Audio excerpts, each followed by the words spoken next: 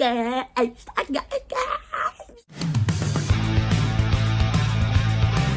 Wow, what's up, rebels? My name's Willie. I am one half of Leo and Willie. Leo's bottom growth is growing more. Yeah, Bottomy. Yep. Which is fun. We are queer. And today I am here to give you an update of what it's like to be engaged to someone 8 months onto. Why are you doing this, Willie? I hear you shout from your screens. Because when me and Leo were at the beginning of our journey, we found loads of videos to help him and assist him in his transition, but not as many, if not any, to assist me in being able to be the best partner I could be in that transition, and also knowing and validating my feelings during that transition. If you are a partner of a trans person, or if you're just curious, if you're a trans person and you just want to see what it's like from the partner's perspective, then this video is for you. If you're just curious, we love it. Subscribe, honey. Do it.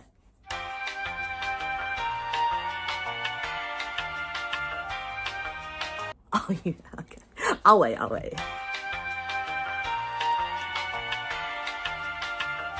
You still think...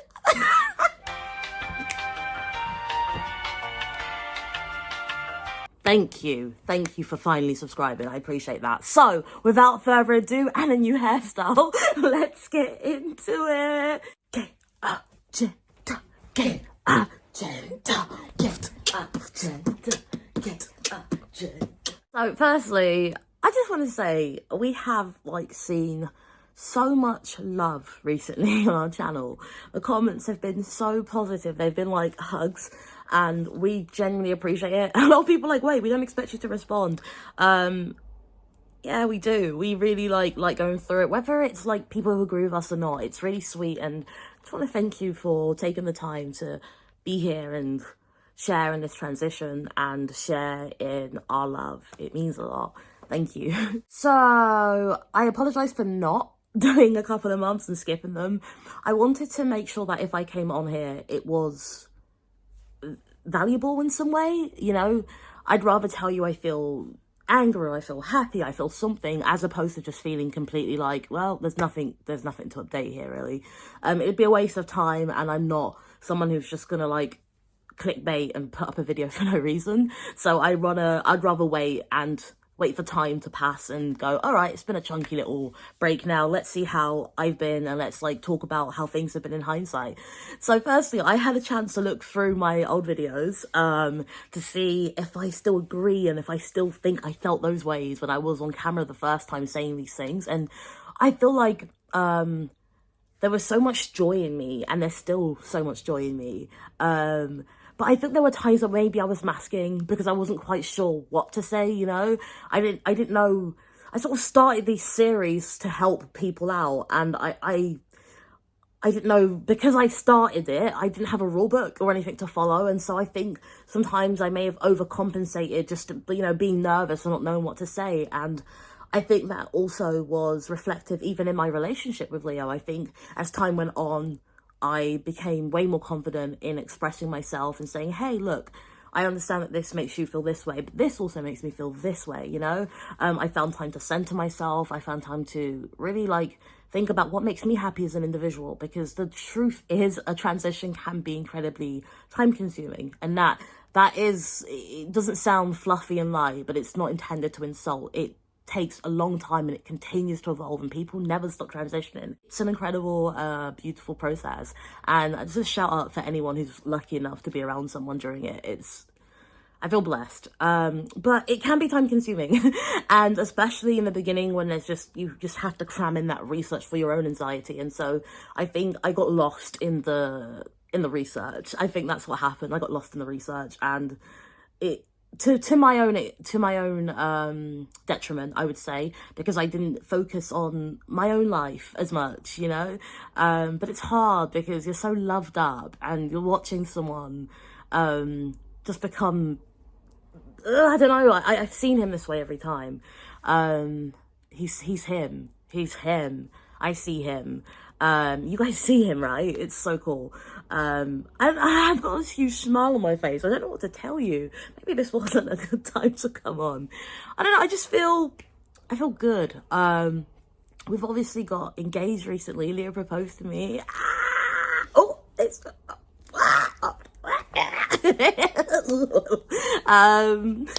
I got engaged.